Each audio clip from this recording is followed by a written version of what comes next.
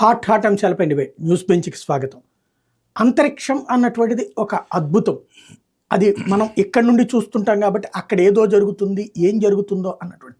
అదే సందర్భంలో ఈ మధ్య కాలంలో ప్రత్యేకించి వినబడుతున్నటువంటిది అంతరిక్షంలో ఏదో మార్పులు జరుగుతాయి, జరిగే ప్రయత్నాలు కొన్ని దేశాలు చేస్తున్నాయని. అందులో ఎస్పెషల్లీ అంతరిక్ష యుద్ధాలకి కూడా భవిష్యత్తులో అవకాశం ఉంది అన్నటువంటి మాట కూడా బలంగా వినబడుతుంది. అది సాధ్యమా? అసలు అంతరిక్షంలో మనిషి నడవడానికి లేదు, కూర్చోవడానికి లేదు, తినడానికి లేదు, అట్లాంటి చోట్ల యుద్ధాలు చేయడానికి అన్నటువంటిది కేవలం ఫిక్షనా, వాస్తవమా? కానీ ఈ అనుమానం రావడానికి కారణం అమెరికా లాంటి వాళ్ళు ప్రత్యేకించి స్పేస్ ఫోర్స్ లాంటి తీసుకురావడం వల్ల ఎదురవుతున్నటువంటి. రష్యా ఆల్రెడీ అది రన్నింగ్లో పెట్టింది, చైనా చేతిలో ఉంది అన్నటువంటి మాట వినబడుతుంది. నిజంగా అంతరిక్షంలో యుద్ధాలు సాధ్యమా? ఏం చేసుకుంటారో యుద్ధాలు చేసి? ఈ అంశానికి సంబంధించి మనతో మాట్లాడేందుకున్నారు నాసా మాజీ శాస్త్రవేత్త, అట్లాగే senior most analyst Chandu Sambasivarao గారు. నమస్తే. నమస్కారం. అంతరిక్ష యుద్ధం అసలు దేనికోసం చేస్తారు? మనుషులకి ఆది మానవుడి దగ్గర నుంచి మనిషి సొసైటీస్గా ఫామ్ అయిన తర్వాత నుంచి ఉన్న రిసోర్సెస్ను వాడుకోవడంలో కానివ్వండి, వాళ్ళ మధ్య సంబంధాలని మెరుగుపరుచుకోవడానికో మేనేజ్ చేసుకోవడానికో చేస్తున్న ప్రయత్నాల్లో భాగంగా కాన్ఫ్లిక్ట్ వస్తుంది, ఎంతో కొంత డివిజన్ వస్తుంది. ఈ డివిజన్ని దాన్ని ఎలా రిజాల్వ్ చేసుకున్నారు? ఆది మానవులు వాళ్ళ ఫిజికల్ ఫోర్స్ వాడో, లేదనుకుంటే చిన్న చిన్న పరికరాలు, రాళ్ళు, ఇంకేదైనా పరికరాలు వాడో, తర్వాత కాలంలో ఇంకొద్దిగా డెవలప్ అయ్యారు కాబట్టి బాణాలు లాంటివి, తర్వాత కత్తులు లాంటివి ఇలా వాడుకుంటూ వచ్చాం. అంటే మనిషి మొదటి నుంచి కూడా ఈ సమూహాల మధ్యలో కాన్ఫ్లిక్ట్ అనేది ఉంది, అదేం కొత్త విషయం కాదు. ఆ కాన్ఫ్లిక్ట్స్ని రిజాల్వ్ చేసుకోవడంలో స్కోప్ ఎనార్మస్గా పెరిగిపోయింది. అంటే ఏంటి? ఇద్దరు మనుషుల మధ్యది, రెండు గ్రూపుల మధ్య, రెండు ఊర్ల మధ్య, రెండు రాష్ట్రాల మధ్య, రెండు దేశాల మధ్యగా అనుకున్నాం అనుకోండి.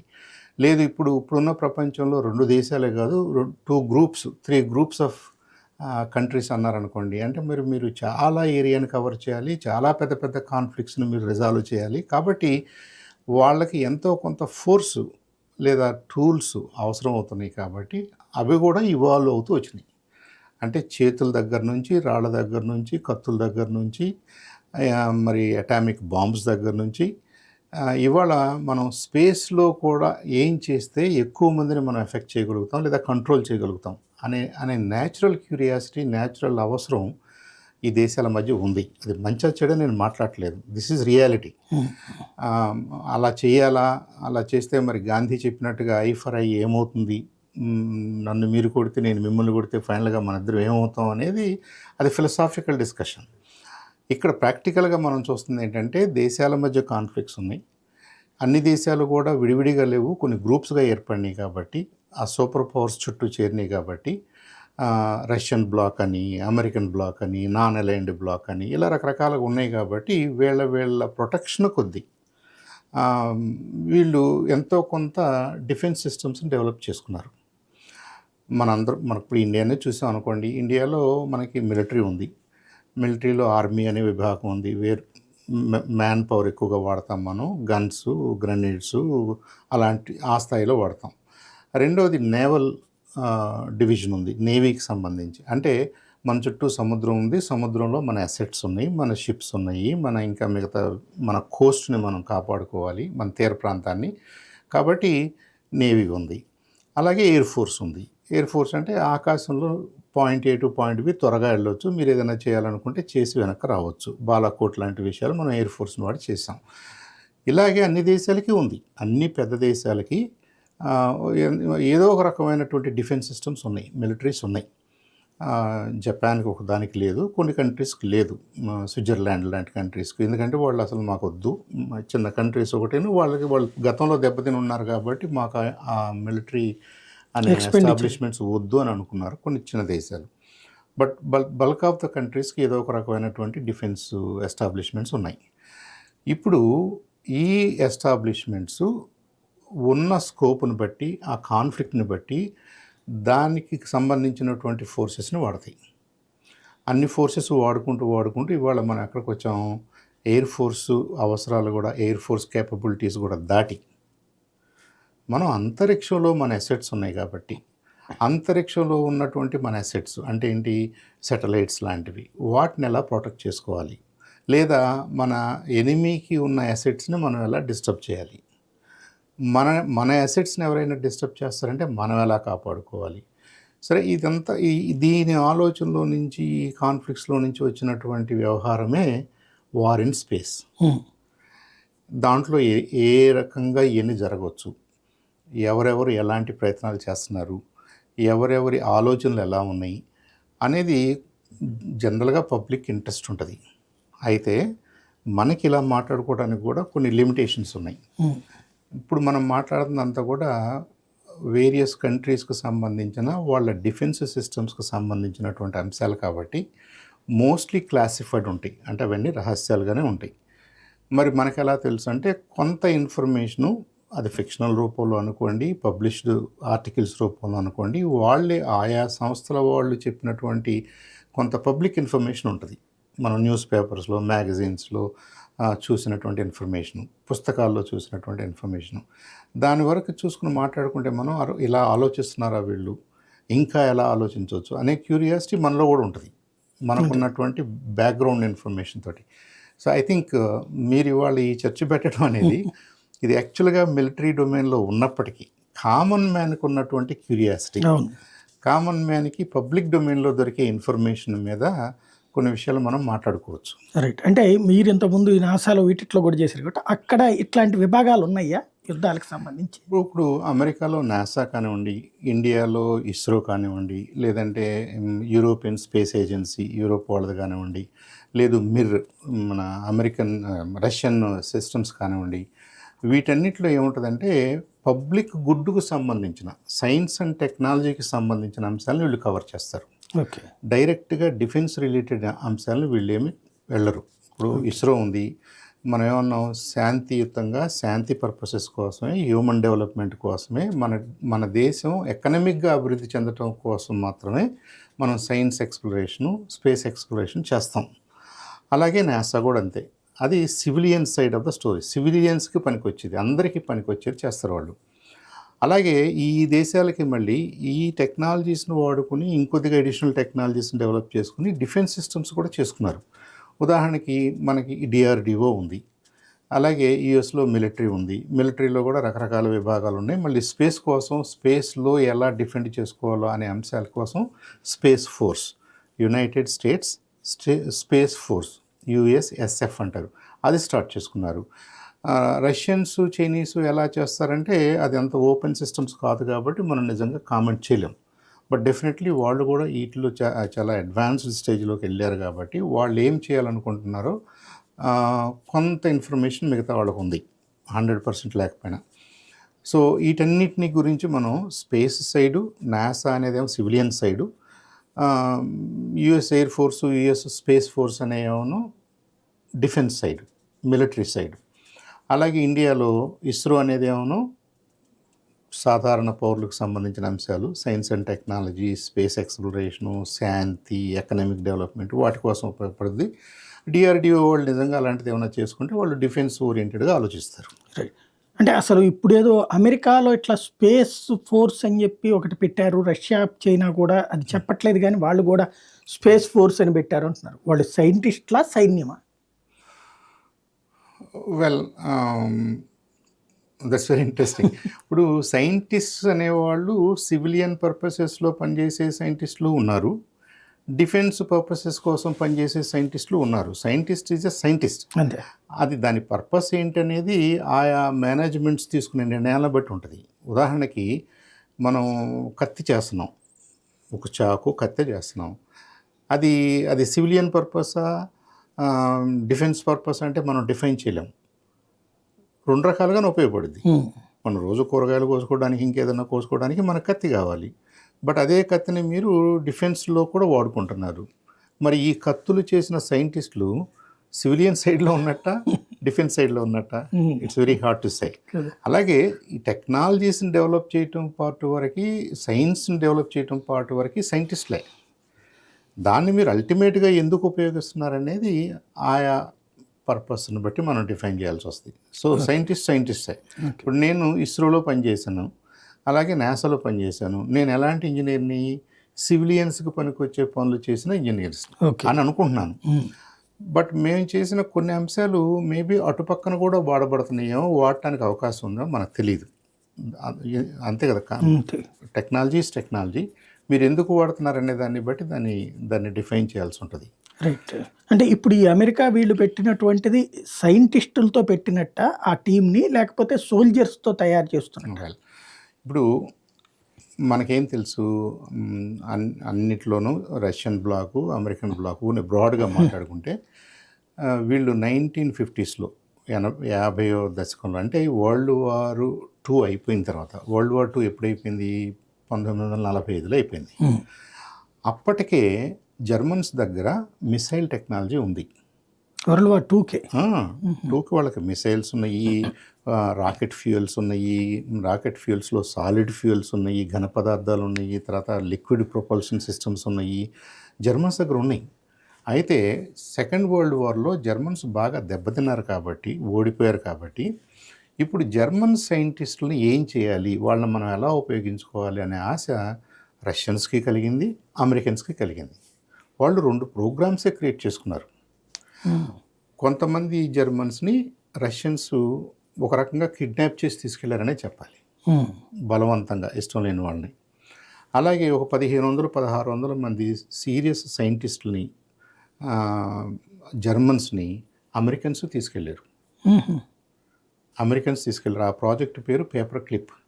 ఓకే. దాంతో చాలామంది వెళ్ళారనమాట. ఇప్పుడు అంటే ఐన్స్టైన్ లాంటి వాళ్ళు, ఐన్స్టైన్ తర్వాత జనరేషన్ అందరూ కూడా అలా జర్మనీ నుంచి అమెరికాకు తీసుకెళ్ళబడినటువంటి సైంటిస్టులు. ఓకే. వాళ్ళందరూ మిలిటరీలో డైరెక్ట్గా పనిచేయాల్సిన అవసరం లేదు.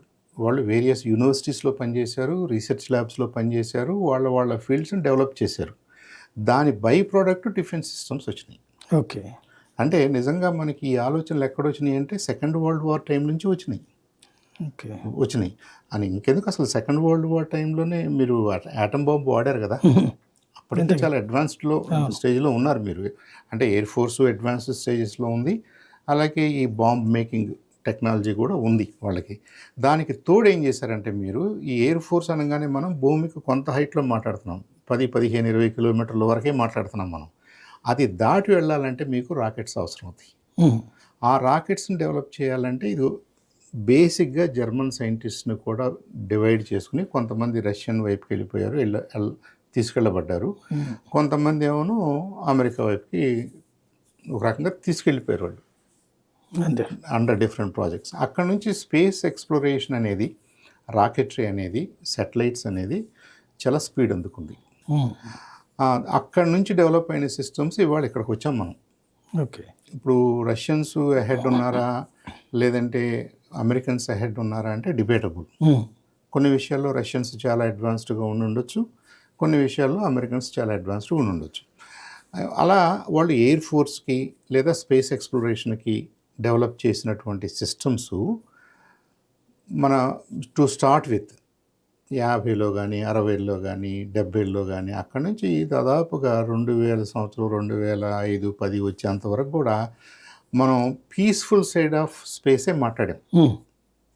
అంటే ఇదంతా కూడా ప్రజల మంచి కోసం మనం సిస్టమ్స్ని డెవలప్ చేసుకుంటూ, కమ్యూనికేషన్స్ని డెవలప్ చేసుకుంటూ, మన ఖగోళ శాస్త్రాన్ని అర్థం చేసుకోవడానికి, అసలు ఈ విశ్వం అంటే ఏంటి, దాంట్లో మన ప్లేస్ ఏంటి, మన సౌర కుటుంబం ఏంటి, సూర్యుడు ఏంటి, ఇంకో గ్రహం ఏంటి, ఈ రకరకాల ఇవన్నీ నేర్చుకోవడానికే వాడుకున్నాం.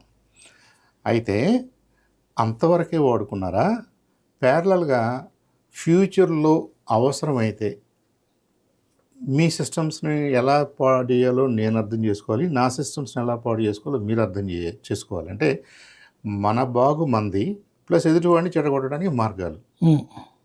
ఇది డిఫెన్స్ రైల్లోకి వచ్చేస్తుంది.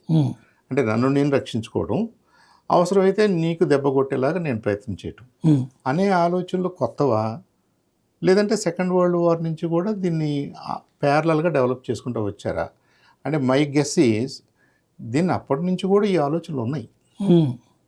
ఆలోచనలు కొత్తవి కాదు. దానికి రూపం ఇవ్వడానికి, దానికి టెక్నాలజీని డెవలప్ చేయడానికి బహుశా చాలా టైం పట్టింది, దశాబ్దాలు పట్టింది. ఇప్పుడు మనం వీఆర్ ఎట్ ఎ పాయింట్, ఇక ఇప్పుడు నిజంగా ఇది కూడా జరుగుతుందా, జరగబోతుందా, అవసరమా అనే అనే పాయింట్స్ మీద కొంత క్యూరియాసిటీ పెరిగింది. రైట్. అప్పుడు మనకి వేలాది సెటిలైట్స్ ఉన్నాయి అనుకున్నాము. ఆ సెటిలైట్స్ ఇంతకుముందు మనం డిస్కస్ చేసుకున్నట్టుగా వాటి నిర్దిష్ట కక్షల్లోనే తిరుగుతూ ఉండాలి భూమి చుట్టూ. అదేదైనా డిస్టర్బ్ అయిందనుకోండి, ఆ సెటిలైట్ పనికిరాదు. ఇప్పుడు చూడండి ఎంత వల్నరబుల్లో. ఇప్పుడు ఇండియాకి సెటిలైట్స్ ఉన్నాయి, అమెరికాకి వందల కొద్ది సెటిలైట్స్ ఉన్నాయి, రష్యాకు ఉన్నాయి, ఇంకా యూరోపియన్స్కి ఉన్నాయి, రకరకాల దేశాలకి సెటిలైట్స్ ఉన్నాయి. ఈ సెటిలైట్స్ని ఎవరైనా డిస్టర్బ్ చేస్తే ఏమవుద్ది?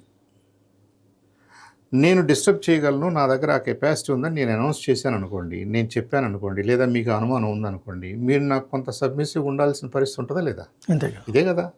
ఇప్పుడు డామినేన్స్ బలం ఉన్నది రాజ్యం కాబట్టి. ఇప్పుడు సపోజ్ దేశాలు మేము న్యూక్లియర్ బాంబులు టెస్ట్ చేసాం అంటారు. ఏముంది దాని అవసరం? ఏముంది? మీరు వెళ్ళి న్యూక్లియర్ బాంబు ఎక్కడో వేస్తారని కాదు, నా దగ్గర అది ఉంది కాబట్టి యూ బీ కేర్ఫుల్, నా జోలికి రావద్దు. అలా ఒక్కొక్క దేశం ఏంటంటే వాళ్ళ ఆర్థిక పరిస్థితి మెరుగుపడే కొద్దీ, వాళ్ళ ఇంటర్నేషనల్ రిలేషన్స్ డెవలప్ అయ్యే కొద్దీ, వాళ్ళకు కూడా ఈ డామినేట్ చేయాలనే కోరికలు పెరిగే కొద్దీ డెఫినెట్గా ఈ డిఫెన్స్ రిలేటెడ్ ఆలోచనల్ని వాళ్ళు కూడా పెంచుకుంటున్నారు. మనకి భూమి మీద యుద్ధాలు చేయటం తెలుసు, నీళ్ళల్లో సముద్రాల్లో యుద్ధాలు చేయటం తెలిసింది, ఎయిర్ ఫోర్సెస్ వాడి ఆకాశంలో విమానాల ద్వారా ఒక చోట నుంచి ఒక చోటకి వెళ్ళి మనుషుల్ని తీసుకెళ్ళటం కానీ, ఎక్విప్మెంట్ తీసుకెళ్ళటం కానీ, బాంబులు తీసుకెళ్ళటం కానీ తెలిసింది. ఇంకా నెక్స్ట్ లెవెల్ ఏది? స్పేస్. ఇప్పుడు ఆ స్పేస్లో కూడా ఎందుకు చేయకూడదు, మేము చేయగలము, మా దగ్గర ఆ కేపబిలిటీ ఉంది అని ఎవరైనా అన్నారనుకోండి, డెఫినెట్గా వాళ్ళతోటి మిగతా వాళ్ళు కొద్దిగా జాగ్రత్తగా ఉండాల్సిన సమయం వచ్చింది. ఇక అక్కడప్పుడు వాళ్ళు ఏం చేస్తారు, అసలు స్పేస్ అంటే ఏది, స్పేస్లో ఎవరు ఏమి చేయగలరు, ఎవరేం చేస్తే ఎవరికి ఏమేమి నష్టం వస్తుంది అనేది ఇప్పుడు జనరల్గానే కొంత మనకు కూడా పెద్ద చర్చ, కామన్ పబ్లిక్లో కూడా అది చర్చ జరుగుతుంది. ఎవరు ఏం చేయగలరు, అసలు ఏంటి స్పేస్లో ఏమున్నాయి, ఎసెట్స్ అంటే ఏంటి, ఆ ఎసెట్స్ని ఎవరు డ్యామేజ్ చేయగలరు, చేస్తే ఏమవుతుంది, దానికి బ్యాకప్ ఏంటి, ఒకవేళ నిజంగానే అలాంటిది ఏమన్నా జరిగి నిజంగా ఒక దేశాన్నో ఒక గ్రూప్ ఆఫ్ దేశాలను వాళ్ళకి సంబంధించిన అసెట్స్ మొత్తాన్ని ఎవరైనా వేరే వాళ్ళు కనుక డిస్ట్రాయ్ చేస్తే మరి వాళ్ళ పరిస్థితి ఏంటి? ఇవన్నీ కూడా ఇప్పుడు డిబేటబుల్ అంశాలు. దీనికి తోడు ఇంకొక డెవలప్మెంట్ ఏం జరిగిందంటే మనకి ఈ ఇంటర్నెట్, వరల్డ్ వైడ్ వెబ్, ఈ కమ్యూనికేషన్ సిస్టమ్స్, కంప్యూటర్స్ ఇవన్నీ వచ్చిన తర్వాత ప్రపంచం అంతా కూడా ఇంటర్లింక్ అయిపోయింది. ఇప్పుడు కరెక్ట్గా ఇంతవరకే గుంటూరు, ఇక నుంచి ఇది కృష్ణా జిల్లా అనుకోవడానికి లేదు. మనం అనేక అంశాల్లో మన పక్క వాళ్ళతో లింక్ అయిపోయి ఉన్నాం. కమ్యూనికేషన్స్ విషయంలో అనుకోండి, రాకపోకల విషయంలో అనుకోండి, లేదంటే వ్యాపార విషయాల్లో అనుకోండి, ఎంటైర్ వరల్డ్ ఒక గ్లోబల్ విలేజ్ లాగా తయారైంది. దీన్ని మనం గ్లోబలైజేషన్ అన్నాం. ఇప్పుడు ఇంత ఇంట్రికేట్గా మనకి ఒకళ్ళతో ఒకళ్ళకి సంబంధాలు ఏర్పడిన తర్వాత ఇలాంటి స్పేస్ వార్స్ నిజంగా ఫీజిబులా, చేయొచ్చా? ఇప్పుడు ఎథిక్స్ గురించి మాట్లాడకూడదండి, in war and love there are no ethics అంటారు. ఇది ఇప్పుడు పెద్ద సమస్య. ఇప్పుడు ఎథికల్గా ఆలోచిస్తే ఇది జరగకూడదు. మనం అందరం కూడా గాంధీయన్ ప్రిన్సిపల్ మీదే పనిచేయాలి. నీ పని నువ్వు చూసుకో, నా పని నేను చూసుకుంటాను, లెట్స్ నాట్ ఫైట్ అనేది basic principle for co existence. కానీ అంత ఈజీ కాదు కదా. అంత ఈజీ కాదు కాబట్టి ఎవరెవరికి ఏమున్నాయి, అసలు ఈ అసెట్స్ ఎక్కడ ఉంటాయి, దీన్ని ఎవరెవరు ఏం చేయగలరు, చేస్తారని కాదు, చేసే అవకాశాలు ఉన్నాయి. మరి అలాంటి అవకాశం ఉంది కాబట్టి దాని నుంచి రక్షించుకోవడానికి మనం ఏం చేయాలి అంటే అసలు శాటిలైట్ అక్కడ ఒకటి మనం పంపించాం, అలాగే అన్ని దేశాలు పంపించినాయి. ఈ శాటిలైట్ని ఇంకొక శాటిలైట్తో పేల్చాల్సిన అవసరం ఏం లేదు.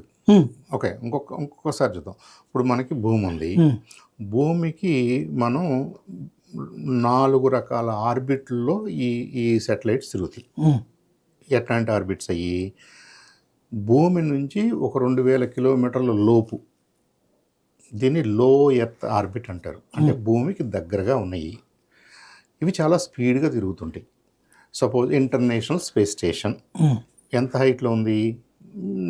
350-400 కిలోమీటర్ల హైట్లో ఉంది. అంటే లో ఎర్త్ ఆర్బిట్లో ఉంది, భూమికి దగ్గరగా ఉంది. 2000 కిలోమీటర్ల వరకు కూడా మనం కుడి ఎడంగా లో ఎర్త్ అని అంటాం.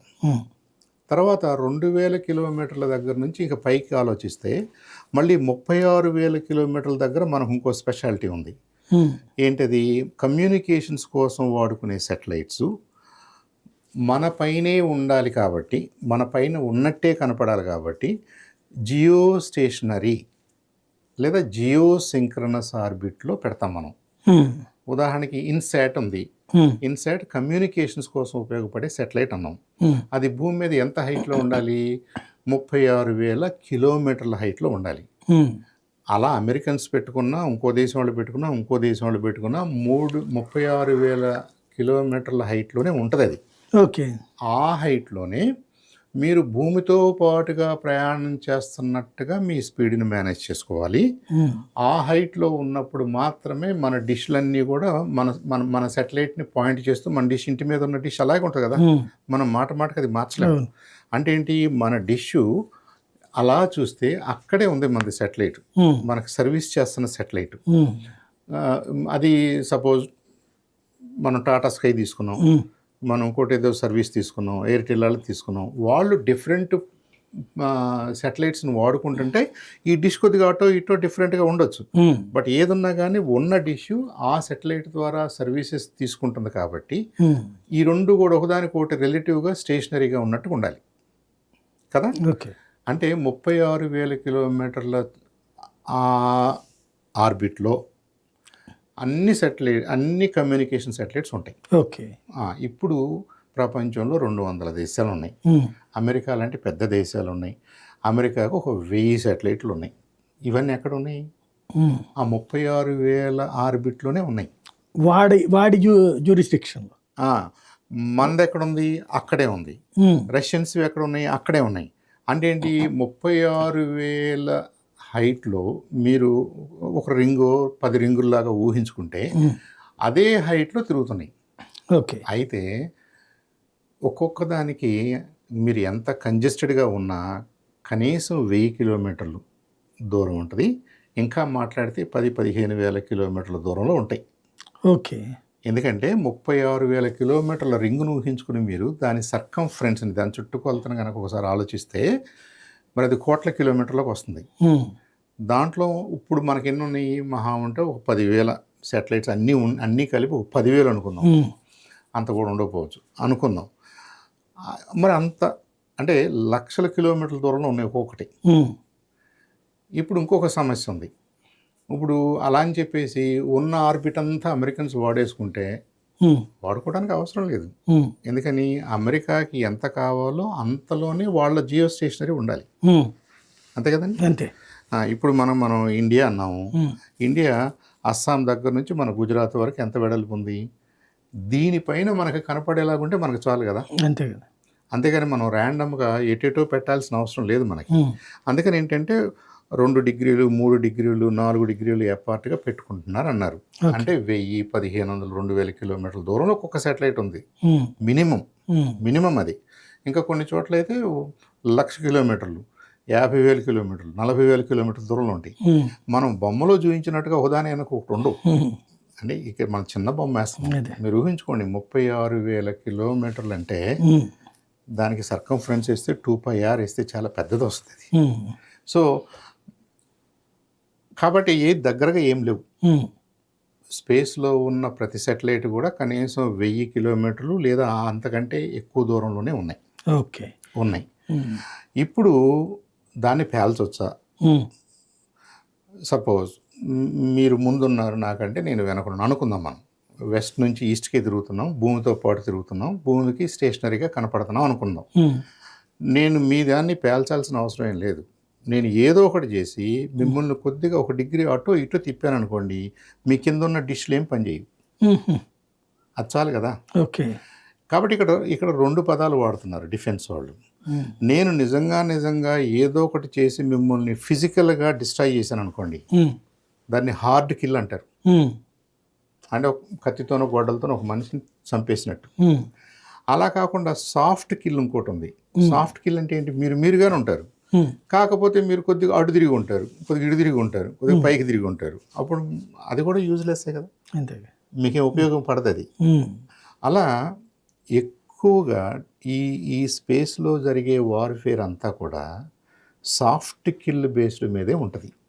ఓకే. సాఫ్ట్ కిల్ అంటే ఏంటంటే మీరు అక్కడే ఉంటారు, అది మీరు ఉండి వృధా ఉన్నట్టుగానే ఉంటారు. అయిపోయేటట్టు చేయడం, పని మీరు మీరు మీరు మీరు అనుకున్న పర్పస్ మీరు ఉండదు. చేయనీయకుండా ఉండటం. మీ మీ మీ ఓరియంటేషన్ మారచ్చు, లేదంటే మీ ఎలక్ట్రానిక్ సిగ్నల్స్ మారచ్చు, దాన్ని మీరు ఇంటర్ప్రిట్ చేసి దాన్ని జామ్ చేసి రకరకాలుగా చేయొచ్చు. అదే ఇప్పుడు మనం మాట్లాడాల్సిన టాపిక్. అంటే ఇప్పుడు గగనతలం అంటాం మనం, ఎయిర్ ఫోర్స్ వాళ్ళకి మన గగనతలంలోకి ఇంకొకటి రావడానికి వీల్లేదు, రైట్. ఇది రూల్ కదా. ఏ దేశానికి ఆ దేశానికి భౌగోళిక సరిహద్దు ఎట్లుందో గగనతల సరిహద్దు కూడా అట్లాగే ఉంది. అంతరిక్షంలో అట్లా సరిహద్దు ఉందా? లేదు, లేదు. అందుకని ఇక్కడ లో ఎర్త్ ఆర్బిట్ ఇవన్నీ మాట్లాడుతున్నాము. ఈ ఎయిర్ స్పేస్ అనేది ఏంటంటే విమానాలు ప్రయాణం చేయగలిగినటువంటి హైట్. అవును, అంటే 40-50 వేల అడుగులు ఎత్తు. అడుగులు, 15, 20, 30 కిలోమీటర్లు. ఇంకా ఆ పైన 30 కిలోమీటర్ల పైన టర్బైన్స్ పనిచేయవు, ఎయిర్ ప్రెషర్ తక్కువ ఉంటుంది కాబట్టి విమానాలు కూడా పనిచేయవు. సో ఈ విమానాలు సివిలియన్ కానీ లేదంటే డిఫెన్స్ విమానాలు కానీ అవి ఫ్లై చేసే ప్రాంతం వరకే మనం ఎయిర్ స్పేస్ అంటాం. మన దేశం పైన ఎయిర్ స్పేస్ ఉంటుంది, అది మంది. అవును, అది మంది. అలాగే సముద్రం చుట్టూ కూడా, సముద్రం మనకి ఇమీడియట్గా ఒక 10 కిలోమీటర్ల వరకు మంది.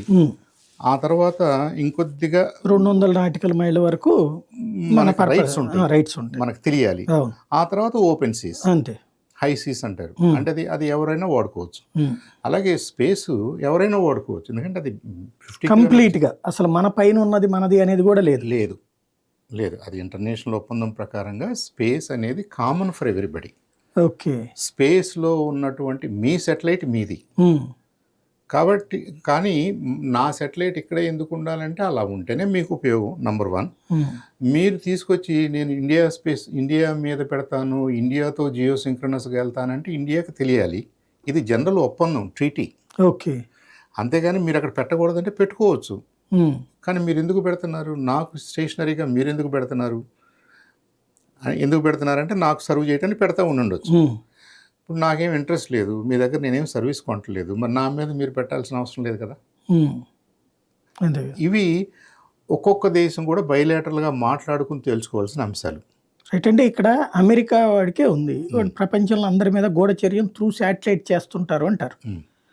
అంటే ఇప్పుడు for example Ukraine Russia war నడుస్తుంది, రష్యాలో ఏం జరుగుతుందో ఉక్రెయిన్ వాడికి ఆడి హింట్ ఇవ్వడం వల్లనే ఎప్పటికప్పుడు అటాక్స్ చేస్తున్నాడు గ్రౌండ్ లెవెల్లో, లేదా వాళ్ళ ఆయుధాగారు. అట్లా రష్యన్ శాటిలైట్స్ ద్వారా ఉక్రెయిన్లో ఉన్నది కనుక్కుని ఎట్టించి ఆయుధాలు సరఫరా అవుతున్నదో వాటిని డిస్ట్రాయ్ చేస్తున్నాడని చెప్తున్నారు. ఇదంటే వీళ్ళు వాళ్ళకు ఉన్నటువంటి శాటిలైట్ని అట్లా వాడినట్టే కదా, అది తెలియదా? తెలుసు, అందుకని దాన్ని స్పై శాటిలైట్ అన్నారు. అంటే అది పబ్లిష్డ్ ఇన్ఫర్మేషన్ కాదు, కానీ చేయగలరా అంటే చేయగలరు. చెప్పరు. మనం ఇప్పుడు ఇండియా పైన ఊహించుకోండి, ఇండియా అనేది మనకి అస్సాం దగ్గర నుంచి ఇక్కడ వరకు ఉంది, దాదాపు 30 డిగ్రీల మధ్యలో ఉన్నాం మనం. ఇంత పెద్ద స్పేస్లో దీన్ని వాచ్ చేయగలిగినటువంటి శాటిలైటు 36,000 కిలోమీటర్ల పైన ఒకటి ఉంది అని అనుకుంటే, అది ఆ అంచున ఉండొచ్చు, ఈ అంచున ఉండొచ్చు, ఆ అంచున ఉండొచ్చు, ఇంకో ఓరియంటేషన్ ఉండొచ్చు. మనల్ని స్టడీ చేయడానికి వాళ్ళు పొజిషన్ చేసుకోవచ్చు. చేయటం అనేది మనకు తెలియకుండా చేయటం అనేది తప్పు, కాబట్టి దాన్ని స్పై అన్నారు. కానీ బయటికి చెప్పారు, ఇట్లా ఉంటాయి అసలు. మరి ఉన్నాయనే కదా దాని అర్థం. అంతే కదా. ఇప్పుడు చైనా ఇండియా మధ్యలో సరిహద్దుల ఇష్యూ అమెరికా చెప్తోంది. ఇక్కడ రెండోది కూడా ఉంది. మనకి జియో పొజిషనింగ్ సిస్టమ్కి సంబంధించిన శాటిలైట్స్ ఉన్నాయి. మనం GPS అంటాం. ఆ GPS అనేది దాదాపుగా ఒక 24 మినిమము 34 దాకా ఉన్నాయి. ఒక 24 ఉన్నాయి అనుకుందాం. 24 శాటిలైట్స్ ఏం చేస్తున్నాయి? భూ ఉపరితలాన్ని మొత్తాన్ని కూడా మానిటర్ చేస్తూనే ఉన్నాయి, మ్యాప్ చేస్తూనే ఉన్నాయి.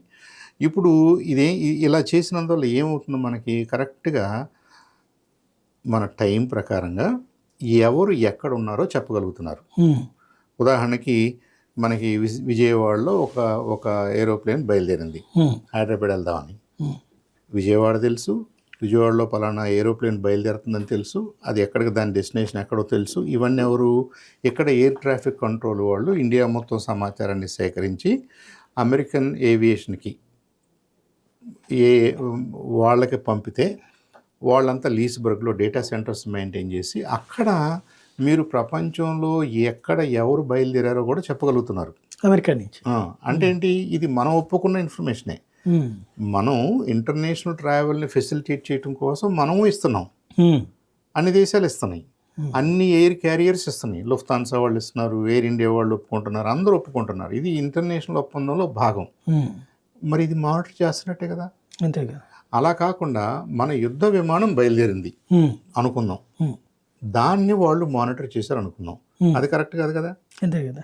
సో మీరు దేన్ని మానిటర్ చేయాలి, ఎక్కడి నుంచి మానిటర్ చేయాలి, ఇది ఒప్పందాల మీద ఆధారపడి ఉంటుంది. కాబట్టి మనం ఎయిర్ ఫోర్స్ బేస్ వేరు, సివిలియన్ ఎయిర్ క్రాఫ్ట్స్ బయలుదేరే ప్లేస్ వేరు. ఓకే. ఇప్పుడు మనం బేగంపేటలో ఎయిర్ ఫోర్స్ వాళ్ళది, అది విశాఖపట్నంలో నేవీ వాళ్ళది, అది. కానీ దాంట్లో మనం సివిలియన్ ఎయిర్ క్రాఫ్ట్స్ కూడా దిగుతున్నాం. మన మామూలు విమానాలు మనం కూడా ట్రయల్ మొన్నటి దాకా అక్కడికి వెళ్ళాం, బేగంపేట వెళ్ళాం కదా అందరూ. ఇప్పుడు భోగాపురం ఎందుకు మనకు అవసరం పడుతుంది? నాట్ ఓన్లీ ఫర్ సైజ్, ఈ డిఫెన్స్ని సివిల్ని వేరు చేయాల్సిన అవసరాలు కూడా వచ్చినాయి. కాబట్టి మనం సివిల్ పర్పసెస్కి వేరుగానే పెట్టుకోవాలి. అలా కాకుండా పెట్టినప్పుడు మరి కొంత ఇన్ఫర్మేషన్ తెలుస్తున్నట్టే కదా. తెలుస్తున్నట్టే కదా. సో గతంలో ఇంత సీరియస్గా ఆలోచించలేదు కాబట్టి మేబీ అందరూ ఒక రకమైన ఇన్నోసెంట్గా అమాయకత్వంలో ఉన్నారు కాబట్టి ఇన్ఫర్మేషన్ షేర్ చేసుకున్నారు. ఇప్పుడు ఆ పరిస్థితులు లేవు కాబట్టి ఎవరికి వాళ్ళు జాగ్రత్త పడుతున్నారు. రైట్, జాగ్రత్త పడుతున్నారు. ఓకే. శాటిలైట్ విధ్వంసక క్షిపణులు అనేటటువంటిది అమెరికా వాళ్ళ దగ్గర ఉంది, రష్యా దగ్గర ఉంది, చైనా దగ్గర తయారు చేస్తుంది. ఈలోపు మనం తయారు చేసాము. ఆ మధ్యకాలంలో ఒకటి అది సక్సెస్ అయిందని డిఆర్డిఓ ప్రకటించిందంట. శాటిలైట్ అంటేనే అది మీరు చెప్పినట్టు కక్షలో తిరుగుతూ ఉంటుంది. దాన్ని విధ్వంసం చేయాల్సినటువంటి ప్రయోగం అంటే ఫ్యూచర్ వార్స్ దృష్టిలో పెట్టుకుని మనం కనుక్కున్నట్టు అది. దీన్ని రెండు రకాలుగానూ మనం మాట్లాడవచ్చు. సపోజ్ భూమి చుట్టూ లో ఎర్త్ ఆర్బిట్లో ఒక శాటిలైట్ తిరుగుతుంది, ఒక 200 కిలోమీటర్ల హైట్లో. అది దారి తప్పిందా, పనికి రావట్లేదా, ఎక్స్పైర్ అయిపోయిందా, మనకు వద్దనుకుంటున్నామా, ఏదో ఒకటి ఉంది అనుకుందాం. అది ర్యాండమ్గా ఎక్కడికో వచ్చి పడే ప్రమాదం ఉందని అనుకుందాం, మంచిగా మాట్లాడుకుంటున్నాం. అనుకున్నప్పుడు దాన్ని ఇక్కడ దాకా రాకుండా మనం పైకి వెళ్ళి దాన్ని పేల్చేయటం ద్వారా, చిన్న చిన్న శకలాలు చేయటం ద్వారా అది ఎయిర్లో కాలిపోద్ది. కాబట్టి ఇక్కడ మనకు ఎవరికి ప్రమాదం ఉండదు. ఇలాంటి అవసరాన్ని మీరు అంటే లో ఎర్త్ ఆర్బిట్లో ఇది 100 కిలోమీటర్లు, 200 కిలోమీటర్లు, 300 కిలోమీటర్ల హైట్లో మాట్లాడుతున్నప్పుడు దాన్ని ఈజీగా మనం దేంతో కొట్టచ్చు? ఒక మిసైల్తో కొట్టచ్చు. అలాంటి మిసైల్స్ గ్రౌండ్ నుంచి బయలుదేరి దాన్ని కొట్టడం, లేదా మన ఎయిర్ క్రాఫ్ట్ ఎయిర్లో నుంచి ఎయిర్కి కొట్టడం, అలా అనుకున్నాం అనుకోండి. మనం అలాంటి మిసైల్స్ చేయొచ్చు, చేశారు, అందరి దగ్గర ఉంది. దీన్ని బేసికల్లీ మనం ఎందుకు వాడుతున్నాం? సపోజ్ మిసైల్స్లో రకాలు చూస్తే మనం భూమి మీదే ఉంది మిసైలు, మనకి ఇష్టం లేని ఎవరో మన మీద యుద్ధం చేయడానికో ఇంకో కారణం వల్ల ఒక విమానం పైకి వెళ్తుంది, దాన్ని మనం కొట్టాలనుకున్నాం. ఇక్కడి నుంచి కొడితే అయిపోద్ది. రెండో అవసరం ఎట్లా ఉంటుంది మనకి? మనం ఎక్కడ లేము, మనం కూడా ఒక ఏరోప్లేన్లకు మన ఎయిర్ ఫోర్స్ వాళ్ళ ఒక విమానానికి మనం ఫిక్స్ అయి ఉన్నాం. అంటే మనం మూవ్ అవుతున్నాం, అది మూవ్ అవుతుంది, మన టార్గెట్ మూవ్ అవుతుంది. అంటే ఎయిర్ టు ఎయిర్ అయిపోయింది. తర్వాత మన దగ్గర సబ్మెరీన్స్ ఉంటాయి, మన దగ్గర షిప్స్ ఉంటాయి, యుద్ధ నౌకలు ఉంటాయి, వాటిల్లో మిసైల్స్ పెట్టుకోవచ్చు. మళ్ళీ అది గ్రౌండ్ మీద నుంచి కొట్టినట్టేనా? అంటే గ్రౌండ్ మీద నుంచి ఎయిర్కి, గ్రౌండ్ టు ఎయిర్. లేదు మన గ్రౌండ్ నుంచి ఈ ప్రాంతంలో నుంచి ఇంకో ప్రాంతం మీదకి ఏదో మనం వెళ్ళి ఒక వార్ హెడ్ని, ఒక చిన్న బాంబుని డ్రాప్ చేయాలనుకున్నాం. గ్రౌండ్ టు గ్రౌండ్ చేయొచ్చు, గ్రౌండ్ టు ఎయిర్ చేయొచ్చు, ఎయిర్ టు ఎయిర్ చేయొచ్చు. ఇవి ఉన్న ఆప్షన్స్. ఓకే. ఈ ఆప్షన్స్లో మన టార్గెట్ ఏంటి? ఒకటి, ఎవరో మన మీద యుద్ధానికి వచ్చినప్పుడు, లేదా రెండు, ఎవరు మన మీదకి యుద్ధానికి రాలా, కాకపోతే మనకి సంబంధించింది లేదా మనకి పర్మిషన్ ఉన్నటువంటి ఒక శాటిలైట్ లాంటిది మన వైపుకి వస్తున్నప్పుడు దాన్ని మనం పేల్చగలిగితే మన మీద పడకుండా ఉంటుంది. ఇది కామన్ పర్పస్. ఇలాంటి శాటిలైట్స్ని యాంటీ శాటిలైట్ మిసైల్స్, అంటే శాటిలైట్స్ని డిస్ట్రాయ్ చేయడానికి పనికొచ్చే మిసైల్స్ అన్నాం. ఇవి లో ఎర్త్లో అంటే భూమికి దగ్గరగా తిరుగుతున్న శాటిలైట్స్ విషయంలో ఈ పని చేయొచ్చు. ఓకే. అలాగే ఇప్పుడు పోలార్ శాటిలైట్స్ అని కొన్ని ఉంటాయి.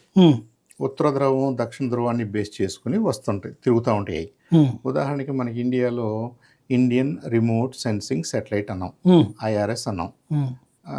అది ఎట్లా తిరుగుతుంటుంది, నార్త్ నుంచి సౌత్కి స్విప్ చేసుకుంటూ ఉంటుంది. మిగతా దేశాలు మనకు కనపడినా వాటిని మనం ఫోటో చేయం. మన ఇండియన్ టోపోగ్రఫీ వరకు మనం ఫోటో తీస్తుంటాం.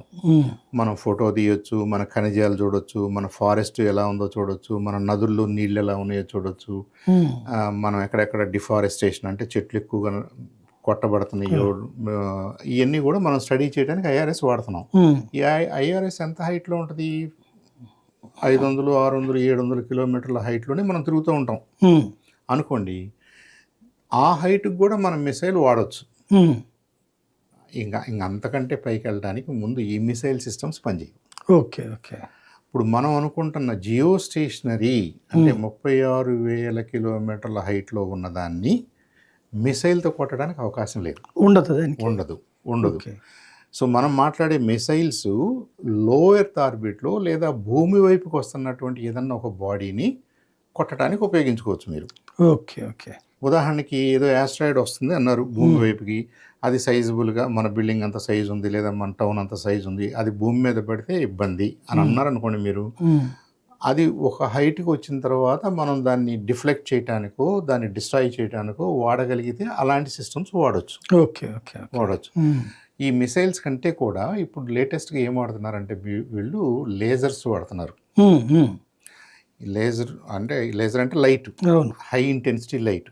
మనం దాని మీద ఫోకస్ చేసాం అనుకోండి, కాసేపటికి అది కాలిపోవడం లేకపోతే ముక్కలైపోవడం జరుగుతుంది. అంటే దాన్ని మనం ఎక్కడ ఎలా ఉపయోగించాలో అలా ఉపయోగిస్తే స్టీల్ లాంటివి చాలా బలమైన లోహాలు కూడా ఊరకనే కరిగిపోయి విడిపోతాయి. ఒకసారి విడిపోయినాక ఆ బాడీ విచ్ఛిన్నం అయిపోద్ది. చిన్న చిన్న శకలాలు మనకి ఇబ్బంది లేదు. అవి భూమి మీద మన ఆకాశంలోకి ఒక 50-60 కిలోమీటర్ల హైట్ దగ్గర నుంచి గాలి ఉంటుంది కాబట్టి ఆ గాలి రెసిస్టెన్స్కి ఇంకా దగ్గరకు వచ్చే కొద్దీ ఆ ఫ్రిక్షన్కి వేడైపోయి కాలిపోద్ది. అది ఉల్క అంటాం మనం. నైట్ టైం మనకు కనపడే ఉల్కలన్నీ కూడా ఏదో ఏదో ఒక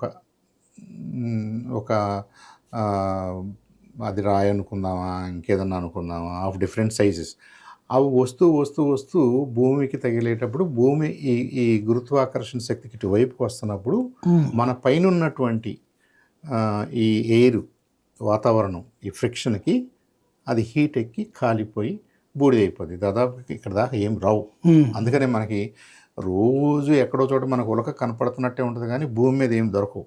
ఓకే. ఓకే. అంటే అది ఆల్మోస్ట్ అక్కడ ఎయిర్లోనే కాలిపోయింది, బూడిదైపోయింది. ఓకే. అంటే ఇప్పుడు ఈ కొత్తగా తీసుకొస్తున్నటువంటి శాటిలైట్ విధ్వంస క్షిపణులు అనేటటువంటివి మన మీద నిఘా వేసే వాళ్ళని టార్గెట్ చేయడం కోసం పెట్టినాయి అనుకోవచ్చా? ఎవరికి వాళ్ళు అంటే ముందు సైన్స్ పార్ట్ ఏమన్నా మంచి ఆలోచన చేస్తాం. ఇది ఏదో ఒక దారి తప్పిన శాటిలైట్, దారి తప్పిన ఒక బాడీ, ఒక మీటరాయిడ్, ఒక యాస్ట్రాయిడ్, ఒక చిన్న బాడీ ఏదో భూమి వైపుకి వస్తుంది. మన భూభాగంలో పడకుండా మనం దాన్ని కొట్టాలనుకున్నాము. గ్రౌండ్ టు ఎయిర్ కానీ ఎయిర్ టు ఎయిర్ కానీ కొట్టగలుగుతున్నాం. మరి ఇదే సపోజ్ మనకి సంబంధం లేని లేదా మన మీద స్పై చేస్తున్నటువంటి ఏదో ఒక శాటిలైట్ ఉందని మనం గమనించాం. దాన్ని కొట్టొచ్చు. అప్పుడు ఏమైంది, మనకు అది ఒక డిఫెన్స్ ఆపరేషన్ అయింది, ఒక మిలిటరీ ఆపరేషన్ అయింది. అలాంటివి దాదాపుగా మనం మాట్లాడుకుంటున్న అన్ని దేశాల దగ్గర ఉండుంటాయి. ఇది అమెరికా దగ్గర డెఫినెట్గా ఉన్నాయి అలాంటి మిసైల్స్, రష్యన్స్ దగ్గర ఉంటాయి, చైనీస్ దగ్గర ఉంటాయి, మన దగ్గర ఉంటాయి, ఇంకా తెలియకుండా వేరే కంట్రీస్ ఎవరన్నా దగ్గర కూడా ఉండొచ్చు. ఇది కేపబిలిటీ. ఇప్పుడు చేయగలగటం వేరు, చేయటం వేరు. మీరు చేయగలగటం ఏమో సైన్స్లోకే వస్తుంది. మీరు చేశారు అనుకోండి, మంచి కోసం చేశారా, డిఫెన్స్ పర్పస్తో చేశారా, లేదంటే వాడేమి చేయకపోయినా వాడిని చెడగొట్టాలని చేశారా? అక్కడ కదా డిఫరెన్స్. అంతే కదా, అనుభవం అప్పుడు మనం అదే చెప్పాం కదా, శాంతి పర్పస్కి మేము మా దగ్గర ఉంది అంటే డిటరెంట్గా వాడుకుంటున్నాం. సపోజ్ మనం ఉన్నామండి, నా దగ్గర ఏమీ లేదంటే మీరు easy to fight with me. నా దగ్గర ఏదో కర్ర ఉందో కత్తి ఉందో అన్నారు అనుకోండి, మీరు కొద్ది జాగ్రత్తగా ఉంటారు కదా. సేమ్ సైకాలజీ కంట్రీస్ మధ్యలో కూడా అదే జరుగుతుంది. ఓకే. ఇప్పుడు నా దగ్గర ఆ కేపబిలిటీ ఉంది అన్నప్పుడు ఎదుటివాడు కొద్దిగా భయపడతాం. కొద్దిగా జాగ్రత్తగా ఉంటారు. అనవసరమైన విషయాల్లో వాళ్ళు జోక్యం చేసుకోరు. ఇంకో ప్రధానమైన అంశం ఏంటంటే శాటిలైట్స్ ద్వారా అణ్వస్త్రాలని అవి తీసుకెళ్ళి స్పేస్లో స్టోర్ చేస్తున్నారు రష్యా లాంటి వాళ్ళు, అమెరికా లాంటి వాళ్ళు అన్న ప్రచారం. ఇది ఇప్పుడు 1950, 60 దశకం నుంచి కూడా ఈ అనుమానాలు ఉన్నాయి. ఇప్పుడు మనం ఒక శాటిలైట్ అంటున్నాం. శాటిలైట్ అంటే ఏంటి? దాంట్లో 30 కిలోలు 40 కిలోల బరువు దగ్గర నుంచి 10-15 టన్నుల బరువు వరకు ఉన్న శాటిలైట్స్ ఉన్నాయి. ఇప్పుడు ఇప్పుడు ఇంటర్నేషనల్ స్పేస్ స్టేషన్ దగ్గరికి వెళ్తున్నారు అన్నారు. ఈ స్పేస్ ఎక్స్ వాళ్ళ డ్రాగన్ కానీ లేదంటే స్టార్ లైనర్ కానీ ఇవన్నీ మాట్లాడుకున్నాం మనం. అవి కూడా ఒక రకంగా శాటిలైట్సే కదా, తీసుకెళ్తున్నాం కదా అక్కడ దాకా. ఇప్పుడు వాటిల్లో ఏముంది? వాటిల్లో ఎలక్ట్రానిక్ ఎక్విప్మెంట్ ఉండొచ్చు, భూమిని అబ్జర్వ్ చేయడానికి పనికొచ్చే ఉండొచ్చు, కమ్యూనికేషన్స్కి పనికొచ్చే ఉండొచ్చు, ఇంకేదన్నా ఉండొచ్చు, లేదా చిన్నపాటి బాంబు ఉండొచ్చు. ఇప్పుడు న్యూక్లియర్ వార్ హెడ్ అంటే ఎంత కావాలి మనకి? 1000 కిలోగ్రామ్స్ ఉంటుంది అంతే.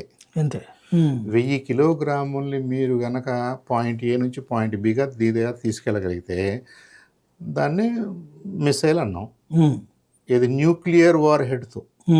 అట కాకుండా మీరు మామూలు బాంబులు అనుకుంటే 10 కిలోలు 20 కిలోల దగ్గర నుంచి ఉంటాయి, రకరకాల బాంబులు ఉంటాయి. మీకు న్యూక్లియర్ బాంబ్ అనేసరికి, న్యూక్లియర్ బాంబ్ అంటే హైడ్రోజన్ బాంబ్ అన్నా ఇంకో బాంబ్, ఇట్లాంటివన్నీ జనరల్గా ఒక 1000 కిలోగ్రాములు దానిపైన ఉంటాయి. ఇప్పుడు దాన్ని మీరు తీసుకెళ్ళగలిగారు అనుకోండి, మరి తీసుకెళ్ళినట్టే కదా. ఇప్పుడు అలాంటి దాన్ని మీరు స్పేస్లోకి తీసుకెళ్లారు అనుకుందాం. ఏం చేస్తారు అక్కడ తీసుకెళ్ళి? దాంతో ఏం చేయగలరు? అక్కడే అది విస్ఫోటనం చెందేలాగా మీరు ప్రయత్నం చేశారనుకోండి, అలాంటి టెస్టులు జరిగినాయి అనేది ఆధారాలు ఉన్నాయి. స్పేస్లో న్యూక్లియర్ టెస్టులు జరిగినాయి. ఓకే, అక్కడ ఏదో పెద్ద పెద్ద కొండలు అంటే కొత్త దేశాలాగా తయారు చేయడం కోసం. ఇట్ ఈస్ జస్ట్ స్పేస్లో మీరు టెస్ట్ చేశారు. ఎంత ఎనర్జీ జనరేట్ అవుద్ది, ఎలక్ట్రానిక్ క్లౌడ్ ఎలా జనరేట్ అవుద్ది, ఎలక్ట్రానిక్ షాక్ వేవ్స్ ఎలా క్రియేట్ అవుతాయి, అవన్నీ చూసుకోవడం కోసం మనం ఎక్కడ చేయొచ్చు ఈ టెస్టులు? ఎడారి ప్రాంతంలో చేయొచ్చు, నీళ్ల లోపల చేయొచ్చు. మనం పోక్రాన్ టెస్ట్ చేసాం ఇండియాలో. ఎక్కడ చేసాం? అది డెజర్ట్లో చేసాం. మరి అమెరికన్స్ ఎక్కడ చేస్తారు? నవాడా ప్రాంతంలో చేస్తారు. ఇంకెక్కడ చేయొచ్చు? అండర్ వాటర్ చేయొచ్చు. ఇంకెక్కడ చేయొచ్చు? మీరు తయారు చేసిన ఒక న్యూక్లియర్ వెపన్ని నేను అనుకున్నట్టుగా పనిచేస్తా లేదా అసలు ఎలా పనిచేస్తుందని చూడాలనుకున్నప్పుడు స్పేస్లోకి తీసుకెళ్ళి కూడా చేయొచ్చు. ఓకే, అలా చేశారు గతంలో. బట్ దానివల్ల ఏమవుతుందంటే ఒక ఎలక్ట్రోమాగ్నెటిక్ క్లౌడ్ ఏర్పడి, ఎలక్ట్రోమాగ్నెటిక్ క్లౌడ్ ఈ భూమి మీకు చేరిందనుకోండి, ఈ భూమి మీద ఉన్నటువంటి ఎలక్ట్రికల్ అసెట్స్ని, ఎలక్ట్రానిక్ అసెట్స్ని కూడా షాక్ చేయగలదు. ఉదాహరణకి మనకి బాగా వర్షం పడుతుంది, థండర్స్ వస్తున్నాయి, థండర్ బోల్ట్ పడే అవకాశం ఉంది. అంటే మెరుపులు, ఉరుములు అన్నాం. ఉరుము అనేది ఏంటిది? ఎలక్ట్రికల్ ఎనర్జీనే కదా. ఎలక్ట్రికల్ ఎనర్జీ అది వచ్చేసి మన ఎలక్ట్రికల్ గ్రిడ్కి టచ్ అయింది అనుకోండి, మన హై టెన్షన్ లైన్స్ కానీ, ఇప్పుడు ఇండియాలో ఉన్న ప్రతి ఎలక్ట్రికల్ వైర్ ఎక్కడో చోట కనెక్ట్ అయ్యే ఉంది కదా. అయినప్పుడు ఏమవుద్ది? ఆ మొత్తం గ్రిడ్లో అనూహ్యంగా మీకు ఎలక్ట్రిసిటీ ఎంటర్ అయింది కాబట్టి మీ దగ్గర ఉన్న ఫ్యూజులన్నీ లేచిపోతాయి. ఫ్యూజులు లెగవలేదనుకోండి, ఫ్యూజులు కాలిపోలేదనుకోండి, fuse is a safety mechanism. అది కాలేదనుకోండి, ఇక్కడికి ఎండ్ పాయింట్లోకి మన టీవీను, మన కెమెరాను, మన ఫోన్ దాకా వచ్చిందనుకోండి, అది ఇవన్నీ కాలిపోతాయి. అంటే కాలిపోవడం అంటే పని చేయటం మానిపోతాయి, ఆపుతాయి కదా. మన ఫ్యాన్లు పొడి చెడిపోతాయి, మిక్సీలు చెడిపోతాయి, టీవీలు కాలిపోతాయి అంటారు. ఎందుకు? ఎలక్ట్రికల్ సర్జ్కి. సర్జ్ అంటే ఏంటంటే ఒక వేవ్ లాగా, ఓపెన్ లాగా దూసుకొచ్చిందనమాట. మామూలుగా 230-240 వోల్ట్ల దగ్గర ఇదిగో ఇంతే వస్తుంది అని అనుకున్న వాళ్ళం ఇవాళ సడన్గా ఈ పెద్ద పిడుగు పట్టడం వల్ల, ఆ ఎనర్జీ అంతా ఎలక్ట్రికల్ లైన్స్లోకి వెళ్ళటం వల్ల ఇదంతా జరిగిందని అన్నారనుకోండి, అది ఒక ఇంట్లో జరగవచ్చు, ఒక ఊర్లో జరగవచ్చు, ఒక స్టేట్లో జరగవచ్చు, ఒక కంట్రీలో జరగవచ్చు, ఎంటైర్ కంట్రీలో ఉన్న ఎలక్ట్రికల్ గ్రిడ్ ఆగిపోవచ్చు. ఓకే, ఇది జరగకుండా చూసుకోవాలి. సో స్పేస్లో న్యూక్లియర్ టెస్టులు చేసేటప్పుడు న్యూక్లియర్ టెస్ట్లో వచ్చిన టెంపరేచర్కి దాని చుట్టూ ఉన్నది కూడా అయనైజ్ అయిపోయి, అలాంటి అయానిక్ వేవ్స్ మన ఎర్త్ అట్మాస్ఫియర్లో ఎంటర్ అయినప్పుడు బయట నుంచి ఒక పెద్ద థండర్ బోల్ట్ పెడితే ఎలా ఉందో, మన వాతావరణంలో థండర్ బోల్ట్ పెడితే మనకి ఏ పరిస్థితి వచ్చిందో, అంతకంటే పెద్ద స్కోప్లో, అంతకంటే ఎక్కువ స్కోప్లో మన ఎలక్ట్రానిక్ గూడ్స్, మన ఎలక్ట్రికల్ గ్రిడ్స్ పాడైపోయే అవకాశం ఉంటుంది. Okay okay. అందుకని స్పేస్లో న్యూక్లియర్ టెస్టులు చేయటం అనేది ఆపేశారు. గతంలో అయితే చేశారు. చేసిన ఆధారాలు ఉన్నాయి. ఇప్పుడు ఎందుకు వద్దనుకుంటున్నారంటే, పైకి వెళ్ళే కొద్దీ మన బౌండరీస్ బ్లర్ అయిపోతున్నాయి కదా. ఇప్పుడు ఇక్కడ ఈ బిల్డింగ్లో ఏదైనా గొడవ జరిగింది అనుకోండి, ఈ 10 మందికే సంబంధం. నేను ఇంకొద్దిగా పైకి వెళ్ళి గొడవ పెట్టుకున్నాను అనుకోండి, మేబీ గోరంట్లంతా సంబంధం. ఇంకా పైకి వెళ్ళి ఏదైనా చేశాను అనుకోండి, నా స్కోప్ పెరిగిపోతుంది. ఇప్పుడు మీరు ఎక్కడో స్పేస్లో ఉండి హై ఆల్టిట్యూడ్స్లో ఒక 1000 కిలోమీటర్స్ పైన 2000 కిలోమీటర్స్ పైన ఇది ఎక్స్పెరిమెంట్ చేశారనుకోండి, ఎగ్జాక్ట్గా ఎవరి మీద దీని ప్రభావం పడుతుంది అనేది మీరు అసెస్ చేయలేరు, ఆపలేరు కూడా. మీరు కంట్రోల్ చేయలేరు కదా. అందుకని ఏంటంటే అది కరెక్ట్ కాదు, వద్దనుకున్నారు, చేయట్లేదు. ఇప్పుడు అలాంటివి ఏదన్నా బాంబ్స్ వాడి ఈ కక్షల్లో తిరుగుతున్నటువంటి సెటిలైట్స్ని పాడు చేయొచ్చా అన్నారనుకోండి, అంత అవసరం ఏముంది? అంత అవసరం కూడా లేదు యాక్చువల్గా. ఓకే. ఇప్పుడు కక్షలో ఒకటి సపోజ్ మనకు ఒక సెటిలైట్ అనుకున్నాం, ఏదో ఒక దేశం సెటిలైట్, అది కమ్యూనికేషన్ సెటిలైట్ అన్నాం. అది ఒక 5 టన్నులు 4 టన్నులు 3 టన్నులు బరువు ఉంది. అక్కడ అంత హైట్లో ఆ బరువు అనే పాయింట్ ఇంపార్టెంట్ కాదు కాబట్టి అంత మాస్ ఉంది. అంత మాస్ ఉన్న సెటిలైటు 28, సపోజ్ మన ఇంటర్నేషనల్ స్పేస్ స్టేషనే చూద్దాం, ఇది ఎంత స్పీడ్లో తిరుగుతుంది? 28,000 కిలోమీటర్లు పర్ గంట. గంటకి 28,000 కిలోమీటర్ల స్పీడ్లో తిరుగుతుంది ఇది. అంటే బుల్లెట్ కంటే ఫాస్ట్గా తిరుగుతుంది. అంత తిరుగుతున్నప్పుడు ఇది వెళ్ళి వేరే దానికి తగిలినా, లేదా అదే స్పీడ్లో కానీ అంతకంటే ఎక్కువ స్పీడ్లో కానీ ఏదన్నా వచ్చి దీనికి తగిలినా డ్యామేజ్ జరుగుద్ది. అంతే. ఇప్పుడు ఇక్కడ బుల్లెట్ అనేది మన దగ్గరకు వచ్చి కొట్టుకున్నప్పుడు బుల్లెట్ ఎంత బరువు ఉన్నదని కాదు, బుల్లెట్లో ఎంత మాస్ ఉందని కాదు, అది 10 గ్రాముల 50 గ్రాముల 20 గ్రాముల అనే దానికంటే కూడా దాని స్పీడ్, దాని వెలాసిటీ. ఇప్పుడు mass multiplied with its velocity అన్నారు. ఆ రెండు పెట్టేసరికి పెద్ద నెంబర్ వస్తుంది. ఓకే, పెద్ద నెంబర్ వస్తుంది. కాబట్టి ఇంటర్నేషనల్ స్పేస్ స్టేషన్ లాంటి దాన్ని డిస్టర్బ్ చేయడానికి ఎనీ చిన్న ఆబ్జెక్ట్, అంతకంటే స్పీడ్గా వస్తున్న ఆబ్జెక్టు దానికి తగిలింది అనుకోండి, డెఫినెట్గా దాని ఓరియంటేషన్ మారే అవకాశం ఉంటుంది, ఇంకోటి ఏదన్నా జరిగే అవకాశం ఉంటుంది. కాబట్టి మన ఇంటర్నేషనల్ స్పేస్ స్టేషన్ అనేది ఒక అసెట్ అనుకుంటే దాన్ని కాపాడుకోవాల్సిన బాధ్యత కూడా మనకుంది కదా. దానికంటే పైనుంచి దీన్ని మానిటర్ చేయగలగాలి. దానికంటే పైనుంచి మానిటర్ చేసేవి ఈ కమ్యూనికేషన్ సెటిలైట్స్. Okay okay. అవి ఏం చేస్తున్నాయి, ఇప్పుడు ఈ ఇన్ఫర్మేషన్ని గ్రౌండ్ స్టేషన్కి ఇవ్వాలి. ఇదిగో మీ వైపుకి ఎవరో వస్తున్నారు, మీరు ఎలా తప్పించుకోవాలో మీరు ప్లాన్ చేయాలి. ఓకే, ఎలా తప్పించుకుంటాం మనం? మన ఓరియంటేషన్ మనమే మార్చుకోవచ్చు, మన స్పీడ్ మనం మార్చుకోవచ్చు, లేదా దాని నుంచి ఎలా డిఫ్లెక్ట్ అవ్వాలో చూసుకోవాలి. ఈ పని అంతా మరి ఎవరు చేయాలి? విమానాలని ఎలా మనం ట్రాక్ చేస్తున్నామో, ప్రపంచంలో ఏ ఎయిర్పోర్ట్ నుంచి ఏ విమానం ఎక్కడికి ఎప్పుడు బయలుదేరింది అనేది ఎలా సమాచారం మనం ఎయిర్ ట్రాఫిక్ కంట్రోల్ ద్వారా సమీకరించుకుంటున్నాము, స్పేస్లో ఉన్న సెటిలైట్స్ వాటి సమాచారాన్ని కూడా మరి ఎవరో ఒకళ్ళు ట్రాక్ చేయాలి కదా.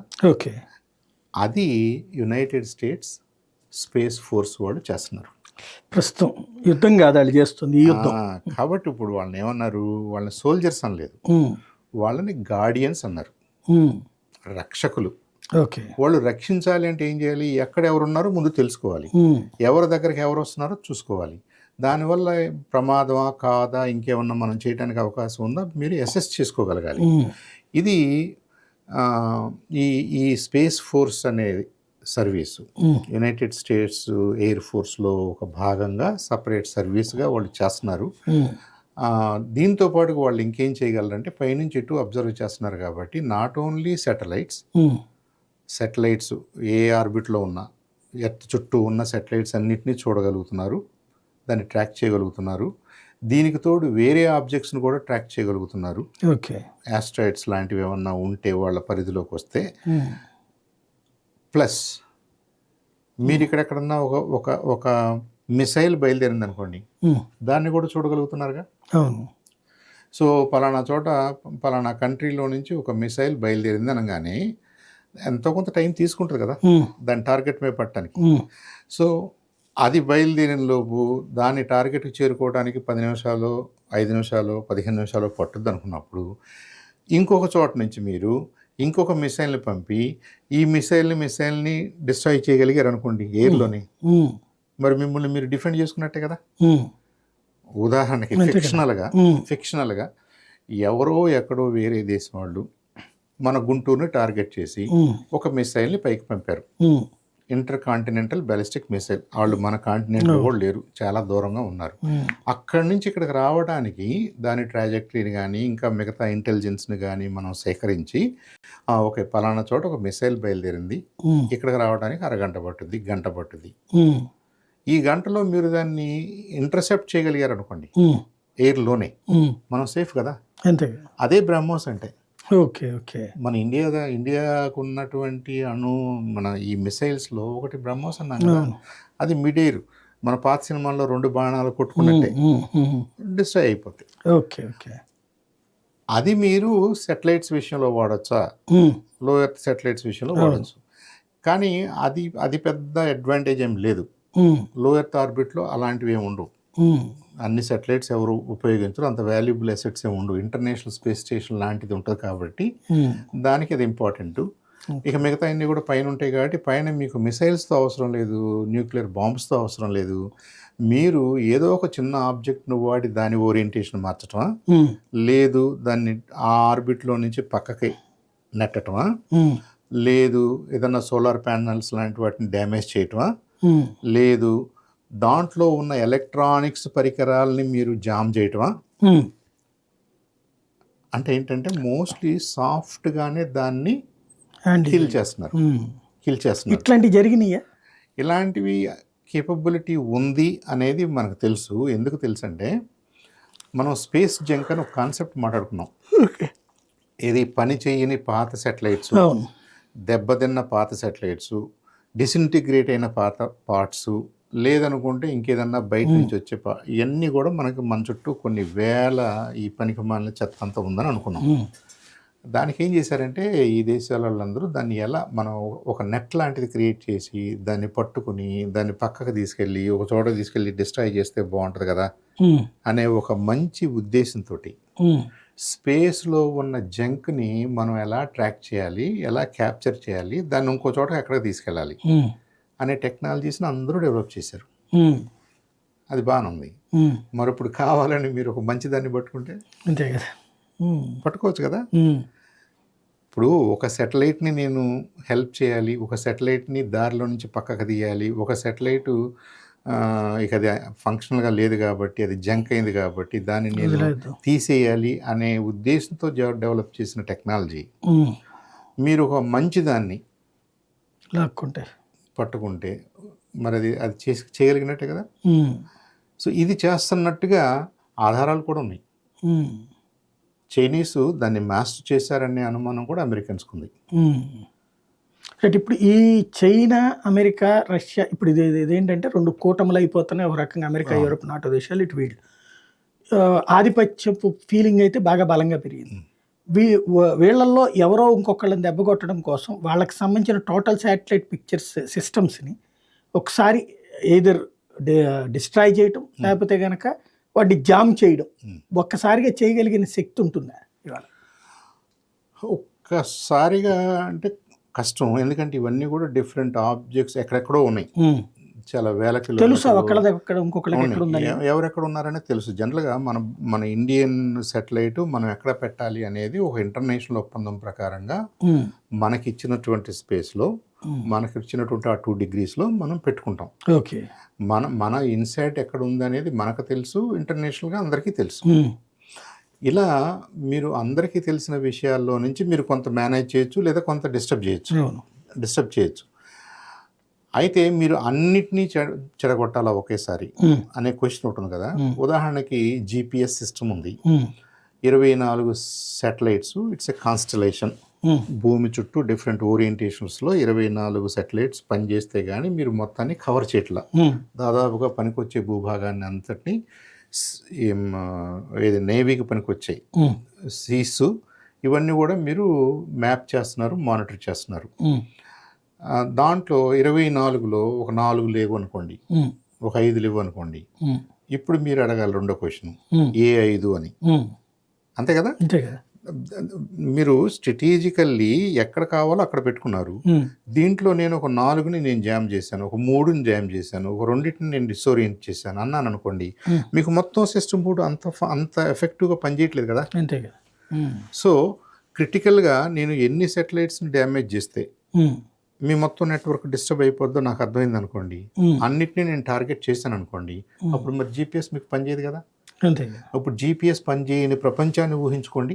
ఉమ్, అంటే మీకు మ్, ఈ రోడ్ ట్రాఫిక్ కానీ, రైల్ ట్రాఫిక్ కానీ, మరి సీలో ఎయిర్ ట్రాఫిక్ సీ ట్రాఫిక్ కానీ, ఎయిర్ ట్రాఫిక్ కానీ అన్నీ డిస్టర్బ్ అయిపోతున్నాయి. ఉమ్, అసలు మీరు ఆకాశంలో ఉన్న విమానం ఇప్పుడు ఎక్కడికి వెళ్ళాలో, ఎక్కడ ల్యాండ్ అవ్వాలో కూడా అర్థం కాని పరిస్థితి ఉంటుంది. అంతే కదా. ఇప్పుడు at any given time thousands of air crafts ఇప్పుడు గాలిలో ఉన్నాయి, ఉమ్, జీపీఎస్ పనిచేయట్లా. ఉమ్, సరే, రేడియో ఫ్రీక్వెన్సీ ద్వారా వాళ్ళు ఏదో చేస్తారు, పాత పద్ధతుల్లోకి వస్తారు, చేస్తారు. ఉమ్, జీపీఎస్ లేని రోజుల్లో ఉన్న రేడియో ఫ్రీక్వెన్సీని వాడుకుని వాళ్ళు చేయడానికి అవకాశం ఉంటుంది. ఉమ్, కాకపోతే ఒక పెద్ద ఒక కేయాటిక్ సిచ్యువేషన్ క్రియేట్ అయిపోతుంది. ఉమ్, ఇప్పుడు మనం ఉన్నాం, ఏదో మన వందే భారత్ ఎక్కుతున్నాము, స్క్రీన్ మీద చూపిస్తున్నాడు చక్కగా, ఉమ్, నేను ఈ స్టేషన్ దగ్గర ఉన్నాను, నెక్స్ట్ స్టేషన్ 4 నిమిషాల్లో ఉంది, ఇవన్నీ చెప్తున్నాడు. ఉమ్, ఇవన్నీ ఎట్లా చెప్పగలుగుతున్నాడు? బికాస్ జీపీఎస్ లింక్ ఎనేబుల్ అయ్యి ఉంది కాబట్టి. అంతే.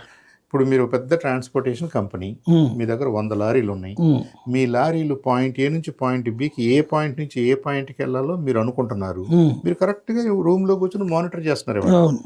ఇప్పుడు ఏపీఎస్ఆర్టీసీ మొత్తం వెహికల్స్ ఎక్కడెక్కడ ఉన్నాయో వాళ్ళు మానిటర్ చేయగలుగుతున్నారు. ఉమ్, మీరు విజయవాడ కదా వెళ్ళాల్సింది, మీరు ఇటు ఎందుకు వెళ్ళారా నల్గొండ అనే క్వశ్చన్ అడగగలుగుతున్నారు. అంతే. అంటే ఒకటి సేఫ్టీ పెరిగింది, ఉమ్, సెక్యూరిటీ పెరిగింది, ఎఫిషియన్సీ పెరిగింది. ఎక్కడ? లాజిస్టిక్స్లో, అవును. రాకపోకల్లో, వస్తువుల్ని రవాణా చేయటంలో. ఉమ్, ఇదంతా కూడా బికాజ్ ఆఫ్ జీపీఎస్. ఉమ్, జీపీఎస్ఏ మీకు డిస్టర్బ్ అయినప్పుడు ఎంటైర్ ప్రపంచంలో ఏమవుద్ది? గందరగోళం ఉంది. ఉమ్, పైగా ఈ జీపీఎస్ సెటిలైట్స్, క్లాక్ సెటిలైట్స్ కొన్ని దాని నుంచి మన నెట్వర్క్లోకి కూడా మన టైం వస్తుంది. ఉమ్, ఇప్పుడు నా ఫోన్లో ఏ టైం చూపిస్తుందో మీ ఫోన్లో కూడా అదే టైం చూపిస్తుంది. ఉమ్, వీఆర్ సింక్రనైజ్డ్. అవును. ఎంటైర్ వరల్డ్లో ఈ టైం అనేది సింక్రనైజ్ అయ్యి ఉంది. ఉమ్, ఇప్పుడు అది చెడిపోయింది అనుకోండి, ఉమ్, మళ్ళీ మన పాత రోజుల్లో లాగా నా వాచ్లో 10:10 అని ఉంది, మీ వాచ్లో 10:20 అని ఉంది. ఏది నిజం? ఉమ్, అంతే కదా. కాబట్టి యూనివర్సల్గా టైంను మీరు డిస్టర్బ్ చేస్తారు. యూనివర్సల్గా అంటే మొత్తం మన గ్లోబ్ మీద మీరు రవాణా లాజిస్టిక్స్ని డిస్టర్బ్ చేస్తారు, ఉమ్, బ్యాంకింగ్ సిస్టమ్ని డిస్టర్బ్ చేస్తారు. మీరు మనకు తెలియకుండా మన లైఫ్లో దాదాపుగా మనం అన్నిటిలోనూ ఇండైరెక్ట్లీ డైరెక్ట్లీ సెటిలైట్ కమ్యూనికేషన్స్ని వాడుతున్నాం, ఉమ్, జీపీఎస్ని వాడుతున్నాం. అవన్నీ డిస్టర్బ్ అయిపోతాయి. ఉమ్, కాబట్టి మన దేశమే కాదు, దీనికి లింక్ అయి ఉన్న, ఈ నెట్వర్క్తో లింక్ అయి ఉన్న ఏ ప్రాంతమైనా డిస్టర్బ్ అయిపోద్ది. రైట్. ఫైనల్గా ఒకటి చెప్పండి. ఈ అంటే ప్రతిసారి కూడా మంచి ఉన్న చోట చెడు ఉంటుంది, చెడు ఉన్న చోట మంచి. ఇప్పుడు అణుబాంబు అన్నటువంటిది మీరు చెప్పినట్టు భద్రత కోసం అనుకుంటే దాన్ని తీసుకెళ్ళి పెరల్ హార్బర్ మీద వేసినటువంటి ఇది కూడా అట్లాంటి. అందులో ఇప్పుడు నాయకులు వ్యవహార శైలి చూస్తున్నా, లైక్ కిమ్ లాంటి వాడు ఉన్నాడు అనుకోండి, అది చేతికి ఏదైనా దొరికిందంటే ముందు వాడి చూద్దామని మెంటాలిటీ. వాళ్ళ నుంచి సెక్యూర్ చేయగలిగినటువంటి ఒక వరల్డ్ వైడ్ వ్యవస్థ ఏదన్నా ఉందా? అంటే సెక్యూర్ చేయలేకపోవచ్చేమో కానీ రైట్ నౌ అది ఏంటి అనేది మానిటర్ చేయడానికి మాత్రం యుఎస్ స్పేస్ ఫోర్స్ లాంటివి డెఫినెట్గా హెల్ప్ చేస్తాయి. ఓకే. కాబట్టి స్పేస్ ఫోర్స్ని వాళ్ళు గార్డియన్స్ అని ఎందుకన్నారంటే, మీ స్పేస్లో ఉన్నటువంటి వేలాది ఈ సెటిలైట్స్, స్పేస్ స్టేషన్ లాంటివి, అలాగే మిసైల్ లాంచింగ్ స్టేషన్స్, ఎయిర్ ఫోర్స్కు సంబంధించినటువంటి, ఎయిర్పోర్ట్స్కు సంబంధించినటువంటి ఈ డేటా అంతా మేము చూడగలిగిన సెటిలైట్స్ ఎక్కడెక్కడ ఉన్నాయో మేము చెప్పగలము, వాటి సేఫ్టీని మేము మానిటర్ చేస్తున్నాము అని ఏదైతే చెప్తున్నారో అది ఒక రకంగా షీల్డ్. ఓకే. అదే ప్రొటెక్ట్ చేయగలదా అంటే ప్రాబబ్లీ నాట్. ఎందుకంటే మనం ఎవరిని టార్గెట్ చేస్తున్నాము, ఎవరెవరిని టార్గెట్ చేస్తున్నారో, ఎవరి మనసులో ఏది ఉందనేది ఇమ్మీడియట్గా చెప్పడం కష్టం. సో యుద్ధానికి స్కోప్ లేదంటే ఉంటుంది, కానీ దాని పర్యవసానాలు చాలా విస్తృతంగా ఉంటాయి. మొత్తం చేసినోడు కూడా ఇబ్బంది పడతాడు. కాబట్టి చేసే ముందు వాళ్ళు చాలా ఆలోచించుకోవాలి. ఇది ఏ ఒక్క దేశం కాదు. ఇప్పుడు చైనా అంటే చైనా ఈజ్ నాట్ అలోన్ కదా. చైనాతో బాగా అనుబంధం ఉండి వ్యాపార సంబంధాలు ఉన్నాయి, మేబీ 100 దేశాలు ఉంటాయి, 100 దేశాలు ఉంటాయి, వాళ్ళందరూ ఇబ్బంది పడతారు. అలాగే రష్యాతో సంబంధం ఉన్న దేశాలు ఉన్నాయి, అమెరికాతో సంబంధం ఉన్న దేశాలు ఉన్నాయి. శాటిలైట్స్ని షేర్ చేసుకుంటున్నారు. శాటిలైట్స్లో ట్రాన్స్పాండర్స్ అని ఉంటాయి. ఇప్పుడు మనం ఒక శాటిలైట్ ఎక్స్క్లూజివ్గా మనకనే కాదు, ఒకటి భారతదేశంలో ఉన్న రకరకాల కంపెనీల వాళ్ళు తీసుకోవచ్చు, దాంట్లో ఉన్న బ్యాండ్ విడ్త్ని కొనుక్కోవచ్చు, వాళ్ళు వాడుకోవచ్చు, లేదా మన మిత్ర దేశాలకు కూడా మనం ఇస్తాం. అంటే ఏంటనమాట, ఈ శాటిలైట్స్ ఏదైతే మనం మాట్లాడుతున్నామో ఇది ఎక్స్క్లూజివ్గా దీన్ని దెబ్బ కొడిగితే వీళ్ళకే నష్టం, దీన్ని దెబ్బ కొడితే వీళ్ళ హాస్పిటల్స్ వరకే నష్టం, వీళ్ళ ఎలక్ట్రికల్ గ్రిడ్ వరకే నష్టం అని చెప్పడం కూడా కష్టం అయిపోయింది. అంతగా ప్రపంచం ఇంటర్ కనెక్ట్ అయిపోయింది. కాబట్టి మరి న్యూక్లియర్ బాంబు వేస్తే ఏంటి అంటే, న్యూక్లియర్ బాంబు వేస్తే ఒక సిటీ దాని పరిసరాలు దెబ్బతిన్నాయి. ఇవాళ మనం చేసే ఇట్లాంటి పిచ్చి పనులు ఏదైనా ఉంటే ఎవరైనా చేస్తే అది ఒక సిటీ కాదు, ఒక రాష్ట్రం కాదు, మేబీ ఆ కంట్రీ బౌండరీస్ కూడా దాటి నష్టం జరిగే అవకాశం ఉంటుంది. కాబట్టి స్పేస్లో అలాంటి ఆలోచనలు ఉన్నప్పటికీ వార్ రూపం దాల్చాలి, నెక్స్ట్ అలాంటిది ఏమన్నా జరగాలి అనేది అయితే చాలా హైలీ అన్లైక్లీ. కాకపోతే ఇప్పుడు అందరికున్న మిస్టరీ ఏంటంటే, సటిల్గా మన శాటిలైట్ బాగానే పనిచేసింది, ఇప్పుడు పనిచేయట్లేదు అంటున్నారు కదా, అది మన శాటిలైట్లో ఉన్న మ్యానుఫ్యాక్చరింగ్ డిఫెక్ట్ వల్లే, లేదా మనం ఇచ్చినటువంటి గైడెన్స్ వల్ల, మన నావిగేషనల్ కంట్రోల్స్ వల్ల దెబ్బతిందా, లేదంటే ఎవరైనా దాన్ని ఇంటర్ఫియర్ అయ్యి దాన్ని అలా చేశారా, పనికి రాకుండా చేశారా అనేది అయితే ఒక $1 మిలియన్ క్వశ్చన్ లాగా మిగిలిపోద్ది. మీకు పెద్దగా లార్జ్ స్కేల్లో జరగవసరం లేదు. ఇప్పుడు ఇండియాకున్న ఒక శాటిలైట్ని మనం దాని లైఫ్ని షార్టన్ చేసినా, లేదు అది ఒక్కటి పనికి రాకుండా చేసినా దాని ఇంపాక్ట్ ఉంటుంది. దాని ఇంపాక్ట్ చాలా సీరియస్గా ఉంటుంది. కానీ మనం ఏమనుకుంటున్నామంటే మన ప్రాబ్లం ఏమో అనుకుంటున్నాం, మన మ్యానుఫ్యాక్చరింగ్ ప్రాబ్లం అనుకుంటున్నాం, మన నావిగేషన్ ప్రాబ్లం అనుకుంటున్నాం, కాకపోవచ్చు. ఇప్పుడు అలాగే ఇప్పుడు జీపీఎస్ అనేది అమెరికన్ సిస్టము, దానికి మనం చాలా డబ్బులు కట్టాల్సి వస్తుంది. కాబట్టి మనం ఏం చేస్తున్నాం, ఇప్పుడు ఇండియా నేవిక్ అని చెప్పేసి మన ఓన్ నావిగేషన్ సిస్టమ్ని మనం చేసుకున్నాం. 7 శాటిలైట్స్ తోటి ఒక చిన్న కాన్స్టలేషన్గా పెట్టుకుని ఇండియా వరకు మన ఎయిర్ అండ్ ఇప్పుడు ఓషియానిక్ మన స్పేస్ ఎంత ఉందో అంతవరకు మనం మానిటర్ చేసుకోవడానికి తయారు చేసుకున్నాం. ఎందుకు తయారు చేసుకున్నామంటే ఇది ముందు చూపుతాను అనుకోండి, అలాంటి ప్రాబ్లం ఫ్యూచర్లో జీపీఎస్తో ఏమైనా ప్రాబ్లం వస్తే ఇది మానిటరీ ప్రాబ్లమే కాదు, ఇంకొక డైమెన్షన్లో కూడా ప్రాబ్లం అవుతుంది. కాబట్టి మనకు కూడా ఒక స్టాండ్ బై సిస్టమ్ ఉండాలి, లేదా మన సిస్టమ్ మనకు ఉండాలి అనే ఆలోచనలో నుంచి ఇండియా ఆలోచించింది. అలాగే రష్యన్స్ అలాగే చేసుకుని ఉంటారు. ఇప్పుడు అమెరికన్ జీపీఎస్ మీద ఎవరెవరు ఆధారపడుతున్నారో ఆ జీపీఎస్ ఇబ్బంది అన్నాం. మన ఇండియాలో ప్రిడామినెంట్లీ మనం జీపీఎస్ఏ వాడుతున్నాం. కాబట్టి మనకు ప్రాబ్లం డెఫినెట్గా. కాబట్టి జీపీఎస్ సేఫ్గా ఉండాలని మనం కోరుకుంటాం. మనలాగానే ఇంకొక 150 కంట్రీస్ కోరుకుంటాయి. ఇప్పుడు రష్యన్స్ వాళ్ళ ఓన్ సిస్టమ్స్ ఉండొచ్చు, చైనీస్కి వాళ్ళ ఓన్ సిస్టమ్స్ ఉండొచ్చు నావిగేషన్ కోసం. వాళ్ళు ఏమనుకుంటున్నారు, మాకు సేఫ్గా ఉంది కాబట్టి మేము అమెరికన్ సిస్టమ్ డిస్టర్బ్ చేస్తే ఏమవుద్దని అనుకున్నారు అనుకోండి. మరి అమెరికన్స్ అది అనుకోరా? ఇదేమవుద్దంటే it's basic, it boils down to నువ్వు నన్ను కొడితే నేను నీకంటే బలంగా కొట్టగలను అనే ఫిలాసఫీలో ఎవ్రీబడి ఈజ్ వర్కింగ్. నన్ను ఎవడైనా కొట్టాలనుకుంటే వాడిని నేను కొట్టగలను, బలంగా కొట్టగలను. ఆ బలంగా కొట్టగలను అనేది డిమాన్స్ట్రేట్ చేయాలని చూసుకుంటున్నారు ఈ పెద్ద దేశాలు. అక్కడే ఈ కాన్ఫ్లిక్ట్ వస్తుంది. దాని అవసరం ఏముంది అని అంత ఉదార స్వభావంతో మానవాళ్ళు ఉండదు కదా. ఉంటే గాంధీ గారు చెప్పినట్టుగా, మహాత్మా గాంధీ చెప్పినట్టుగా, నువ్వు నా కన్ను పడవద్దు, నేను నీ కన్ను పొడిస్తే ఇద్దరం బ్లైండ్ అవుతావురా, entire world will become blind అన్నాడే. I think that's philosophically a very strong statement. అది వినరు కదా, వినరు. కాబట్టి ఇప్పుడు మనం స్పేస్లో ఏం జరగబోతుందో మాట్లాడుకోవాల్సి వస్తుంది. Thank you very much. ఇది పరిస్థితి. ఓవరాల్గా అయితే అంతరిక్ష యుద్ధాలు సినిమాలలో ఫిక్షనే కాదు, వాస్తవంగా చేయడానికి అవకాశం ఉంది. కాకపోతే ప్రస్తుతం ఒకళ్ళ వేలుతో ఇంకొకళ్ళ కన్ను పొడిస్తే మన కన్ను కూడా అవతలవాడు పొడవగలడు అన్నటువంటి భయం మాత్రమే కాపాడుతోంది. అది ఉన్నంత వరకు పర్లేదు, కానీ విచ్చలవిడి శక్తులు కనుక అధికారాలు చేపడితే ఎట్లుంటుంది అన్నటువంటి భయం, దానికి ఇప్పుడు ప్రత్యామ్నాయ మార్గాల వైపుకే ప్రపంచం వెళ్తోంది.